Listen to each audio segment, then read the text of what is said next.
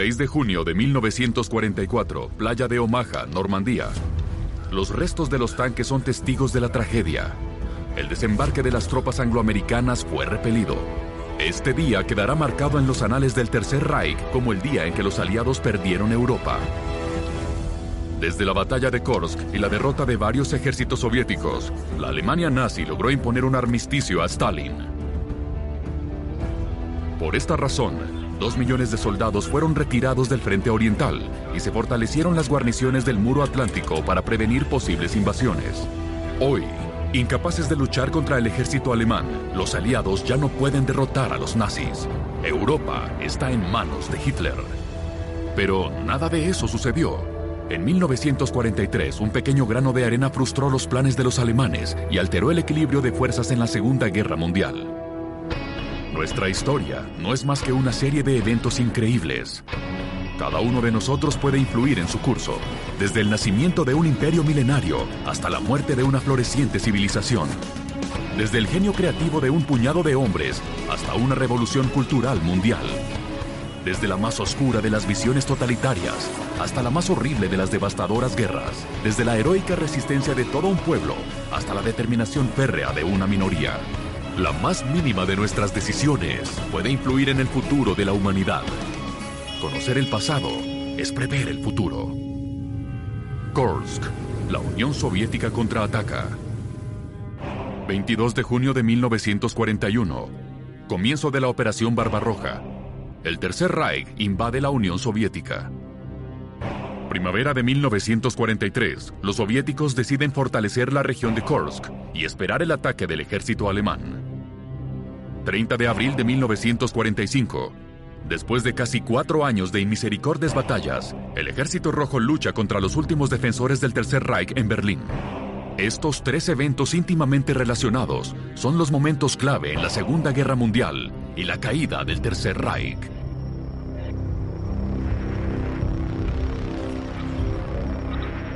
Prusia Oriental, 23 de junio de 1941, cuartel principal del general Adolf Hitler. Al caer la noche, el Führer entra por primera vez en la vasta red de fortalezas subterráneas, conocida como la guarida del lobo. Protegido por 2 metros de hormigón armado y un batallón de selectos soldados, el Führer supervisa personalmente el avance de sus planes. La noche anterior, envió la máquina de guerra alemana con el objetivo de conquistar la Unión Soviética. Nombre clave: Operación Barbarroja. El suelo de las grandes estepas rusas tiembla bajo el peso de las divisiones blindadas. La campiña retumba con el sonido de las botas del ejército alemán, la Wehrmacht. 3.800.000 soldados y 3.800 tanques avanzan. Esta es la mayor invasión militar de la historia. Sus misiones: invadir el territorio soviético, destruir el Ejército Rojo, tomar Moscú y desmantelar la Unión Soviética. Todo antes del inicio del invierno. El plan de ataque es muy sencillo. Apoyado por fuerzas aéreas y divisiones blindadas, la punta de lanza del ataque debe perforar las líneas enemigas en 2 puntos, para luego converger detrás de las líneas enemigas. Las fuerzas soviéticas se encuentran aisladas, atrapadas en una enorme trampa. Luego serán tomadas una a una.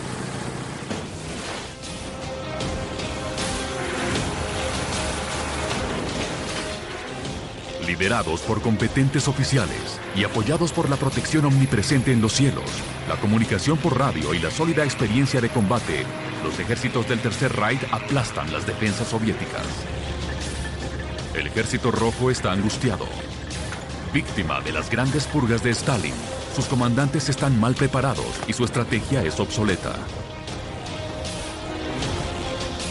Los tanques soviéticos son destruidos por los cañones alemanes. Los soldados son derribados durante las cargas suicidas. Los aviones son destruidos en el suelo incluso antes de entrar en combate.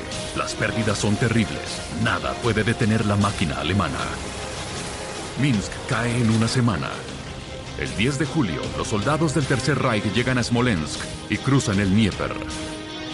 El 16 de septiembre, los alemanes logran cerrar el mayor cerco militar de la historia.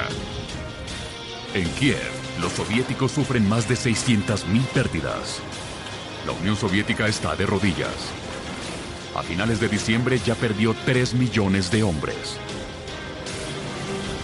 Pero ante la desesperada resistencia de las tropas soviéticas, los ataques comienzan a disminuir y tienen menos impacto.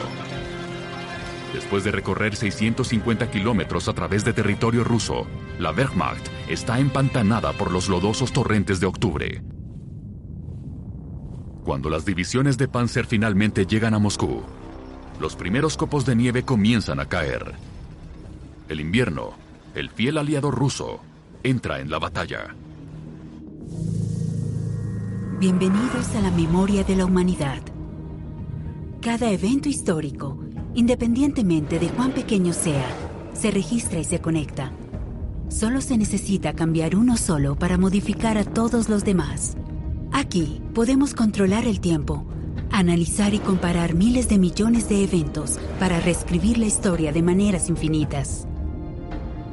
Por ejemplo, volvamos a 1812 y comparemos la Operación Barbarroja con la campaña rusa dirigida por Napoleón Bonaparte. Napoleón, al frente de un enorme ejército para su época, asaltó las estepas rusas para derrocar al zar. Su objetivo: alcanzar y tomar Moscú antes del invierno. El emperador busca confrontación, quiere una gran batalla, pero cuando el ejército ruso enfrenta a las tropas francesas, se niega a luchar, se retira y quema todos los recursos posibles en el camino. El gran ejército, privado de alimentos, llega a Moscú con hambre. Se ven obligados a hacer el difícil regreso en medio del invierno ruso. Solo unas pocas decenas de miles de los 650.000 hombres originales sobreviven y llegan de nuevo a su hogar. ¿Será más piadoso el invierno con el ejército del Tercer Reich? 31 de enero de 1943, Stalingrado. El mariscal de campo Paulus, comandante del Sexto Ejército Alemán, se rinde ante las tropas rusas. Después de 5 meses de implacables conflictos urbanos, calle por calle, casa por casa, se ve obligado a enfrentar los hechos. Está rodeado, muere de frío y hambre, y sus hombres ya no pueden mantener la ciudad. Stalingrado, la ciudad que lleva el nombre de un enemigo jurado, Stalin, nunca será conquistada. Para Hitler, el fracaso de capturar este importante objetivo simbólico es un duro revés. Para la Wehrmacht, la pérdida de más de 250.000 hombres es una derrota aplastante. Un año antes, el ejército alemán estaba a solo 8 kilómetros de Moscú, cuando el ejército rojo lo repelió. Pero incluso más que los asaltos soviéticos, fue el invierno, con temperaturas que descendieron a menos 30 grados, el que venció a las tropas alemanas. A partir de ahí, los ejércitos alemanes se retiran y luchan para reunir las fuerzas suficientes para reanudar la ofensiva contra un ejército rojo cada vez más fuerte. Los oficiales, reclutados de las filas, se unen a la lucha para dar nueva vida a las tropas soviéticas. Batallones de tanques, producidos en masa en las lejanas fábricas del Ural, comienzan a llegar al frente de batalla. Los soldados, acostumbrados al gélido frío, ahora están equipados con armas adicionales y enfrentan a las tropas alemanas. El equilibrio se restablece. La Operación Barbarroja es solo un recuerdo lejano. Después de Stalingrado, el ejército rojo lanza con confianza varias ofensivas. Pero la Wehrmacht, que ya no es dominada por el invierno, de nuevo se muestra invencible. Las pérdidas soviéticas son abrumadoras. Hitler desarrolla un nuevo plan. Un poderoso ataque diseñado para lacerar al ejército rojo y reducir las líneas del frente. Es la Operación Citadel.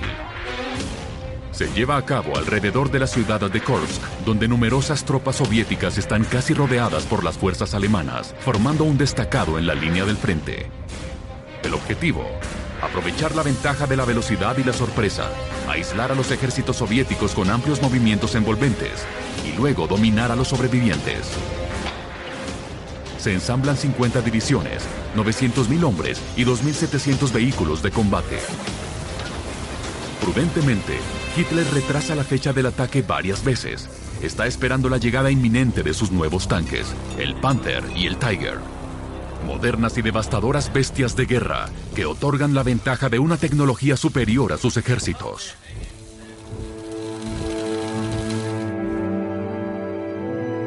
Inicialmente planeado para el 1 de mayo, el ataque primario finalmente tiene lugar el 5 de julio. 2 meses después. 2 meses de respiro para el Ejército Rojo, que usa este tiempo para preparar el contraataque. El mariscal Zhukov, al frente de los ejércitos soviéticos, anticipa la inminente ofensiva contra Kursk y se atrinchera elaborando un sólido plan de defensa. Una decisión fundamental. Primero, detendrá el ataque alemán. Luego, iniciará un contraataque con todas sus tropas disponibles. Se detiene y luego ataca. Por primera vez desde el comienzo de la guerra, la Unión Soviética está lista. Ahora estamos en un punto de divergencia. Un punto de divergencia es un momento clave, una encrucijada en nuestra historia en el cual nuestro mundo puede cambiar de un lado a otro. Los generales soviéticos llegan al frente y deciden prepararse para la ofensiva alemana. Reclutan 300.000 civiles para cavar miles de kilómetros de trincheras y zanjas antitanques. Establecen varias líneas de defensa fortificadas.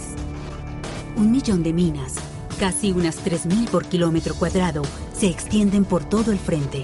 Millones de cañones, obuses y vehículos blindados se reúnen. Simultáneamente, se construyen falsos aeródromos y posiciones de artillería para engañar a las fuerzas aéreas alemanas y ocultan divisiones enteras de tanques en la espesa tundra. Si los soviéticos se hubieran conformado con las técnicas de defensa clásicas, es casi seguro que las tropas alemanas las habrían eliminado y la Operación Citadel habría sido un éxito definitivo. El resultado de la Segunda Guerra Mundial habría sido modificado trágicamente.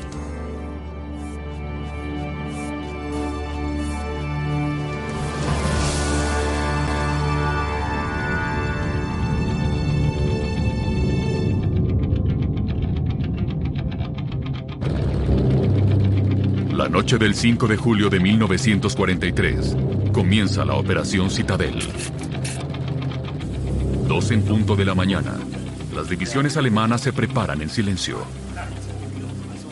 Siguiendo el plan del general von Manstein, las tropas, que se dividen en 2 grupos, planean atacar simultáneamente desde el norte y el sur, para luego unir fuerzas y rodear a los soviéticos en Kursk en solo 4 días.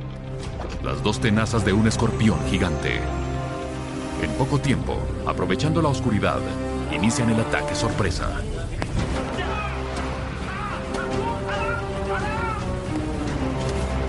De repente, iluminando el cielo nocturno, más de 1000 cañones soviéticos lanzan una andanada de fuego hacia las posiciones alemanas.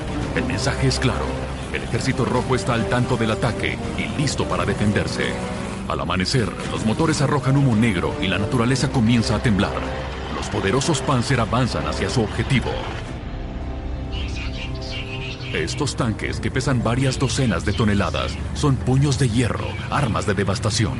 A su paso, la infantería llega para ocupar el terreno y hacerse cargo de los sobrevivientes. Sobre las torretas blindadas, el cielo es surcado por escuadrones de combate de la Luftwaffe. Frente a ellos, los tanques líderes pronto ven la primera línea de defensa soviética. Pero cada tramo del camino está plagado de minas, así que rápidamente las estepas se convierten en una trampa mortal. Los Panzer no pueden moverse 50 metros sin arriesgar la pérdida de sus rastreadores o quedar atrapados bajo el fuego cruzado de los cañones. Cientos de katyushas, más tarde llamados órganos de Stalin, disparan ráfagas de cohetes contra las formaciones alemanas. Los tanques soviéticos, en lugar de participar en una condenada batalla cara a cara, se transforman en fortalezas. Todos menos las torretas están enterrados bajo tierra. Desde sus trincheras, los soldados rusos tienen acceso a todas sus armas disponibles. Aunque muchos soldados terminan enterrados vivos debajo de los tanques Panzer. Otros corren directamente a los tanques y los atacan con cócteles Molotov.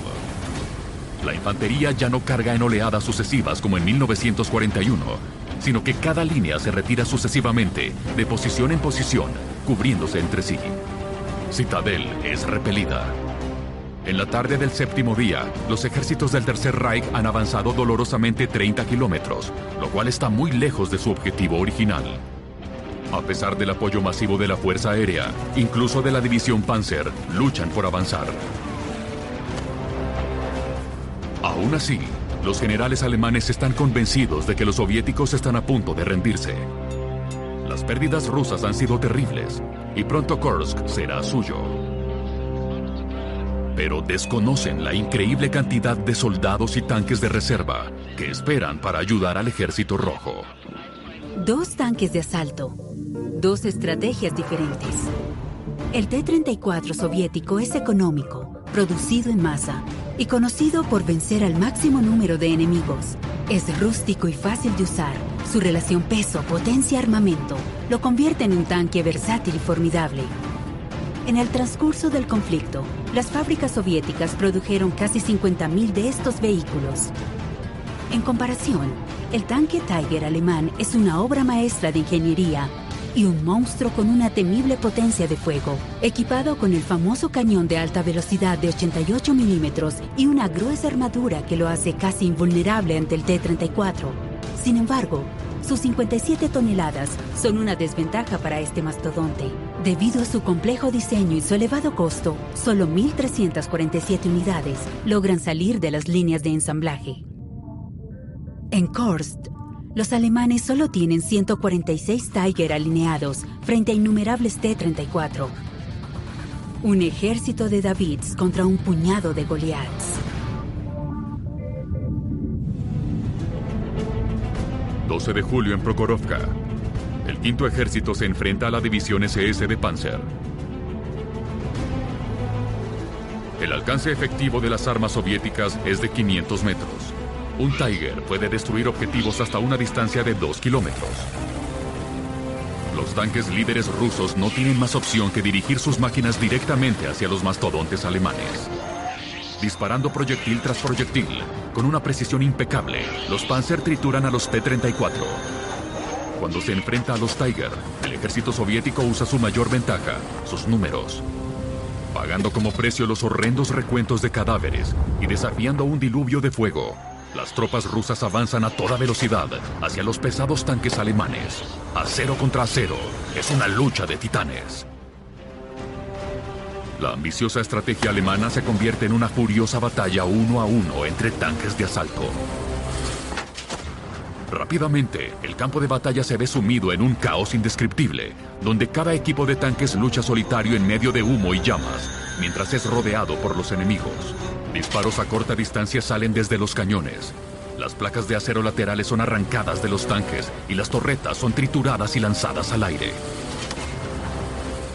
Al final del día, los alemanes son dueños del campo, pero carecen de hombres, equipo y municiones. Así que ya no pueden atacar. Al día siguiente, Hitler decide detener el ataque. Los defensores de Kursk se mantienen firmes. Al norte y al sur, los masivos contraataques del ejército de reserva soviético abruman a los Panzer. Zhukov avanza a la segunda fase. La Wehrmacht, exhausta, ya no tiene fuerzas para defenderse. En pocos días, todo el terreno ganado con esfuerzo se pierde y retorna a manos de los soviéticos. Durante los siguientes meses, los alemanes se retiran del frente oriental. Alemania perdió la delantera. Actuar o reaccionar. En términos militares, tener la iniciativa en el combate significa imponer los movimientos y el ritmo al adversario, que no tiene más remedio que retomar. Cuando se trata de un frente de varios miles de kilómetros, perder la iniciativa significa no saber cuándo o dónde atacará el enemigo. Esto lo obliga a limitar sus recursos y debilitar su posición general.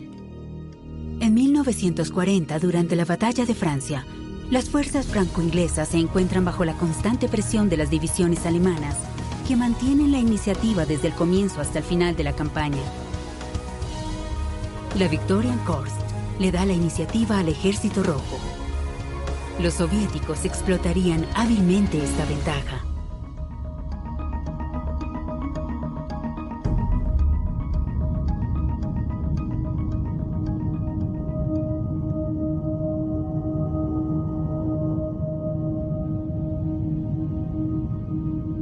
Berlín, 30 de abril de 1945. Los últimos soldados alemanes que aún pueden luchar se preparan para una batalla final. Temprano ese día, se enteraron de que el Führer, Adolf Hitler, estaba muerto.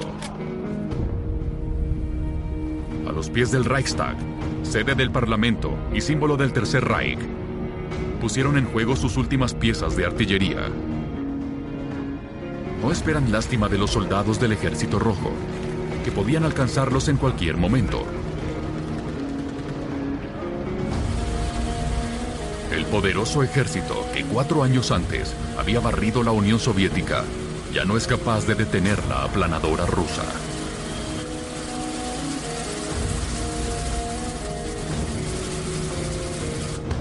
Desde la derrota de la Operación Citadel en Kursk, la Wehrmacht no ha hecho más que retirarse. La iniciativa pasó definitivamente a manos soviéticas. Los alemanes siguieron luchando durante 2 años más, a un precio terrible, pero solo para retrasar lo inevitable. El destino del Frente Oriental ya se había decidido mucho antes de que los estadounidenses y los ingleses desembarcaran en Normandía. El Ejército Rojo, que se fortalecía día a día, apoyado por una industria eficiente y un flujo casi inagotable de hombres, lanza ofensiva tras ofensiva y recupera todo el territorio que se había perdido en 1941. Ninguna línea de defensa puede evitar que los ejércitos soviéticos ingresen en el suelo sagrado del Reich y asedien su capital, Berlín. El 9 de mayo de 1945, después de más de 5 años de guerra, la Segunda Guerra Mundial termina en Europa. La Unión Soviética, conquistadora de los ejércitos del Tercer Reich, sacrificó más de 25 millones de vidas en el altar de la libertad. Alemania, vencida, vería su territorio ocupado por los aliados y luego cortado en 2. Dividido, ocuparía el corazón de un nuevo conflicto, la Guerra Fría. Pero esa es otra historia. En julio de 1943, el 80% de las fuerzas alemanas están en el Frente Oriental luchando contra los soviéticos. 20 millones de soldados alistados en la Wehrmacht encontraron en un momento u otro el infierno del Frente Ruso. 4 millones de alemanes murieron en combate. Entre 1941 y 1945, se estima que el 80% de las pérdidas de la Wehrmacht ocurrieron en el Frente Oriental cuando se enfrentaron al Ejército Rojo. Para los generales alemanes, los soviéticos eran una amenaza aún mayor que los angloamericanos en el Frente Occidental. La Unión Soviética, a costa de la vida de millones de soldados, destrozó el principal soporte del Tercer Reich. Y eso fue mucho antes del desembarque de los aliados en Normandía, en 1944. Aún así, hoy en día se elogia a los Estados Unidos como el gran vencedor de la Segunda Guerra Mundial. En las horas más oscuras del conflicto, soldados de ambos bandos, alemanes y soviéticos, atacaron a los civiles locales y cometieron numerosos crímenes de guerra. La imagen que tenemos de los vencedores de la Segunda Guerra Mundial está lejos de la más oscura y menos gloriosa realidad. La verdad también es víctima de la guerra, porque a menudo los vencedores imponen su versión de ella. Pero una cosa es cierta. Obedeciendo las órdenes ciegas de un régimen totalitario, millones de soldados soviéticos fueron sacrificados sin reservas en pos de la victoria. Sin ellos, el Tercer Reich habría ganado la guerra.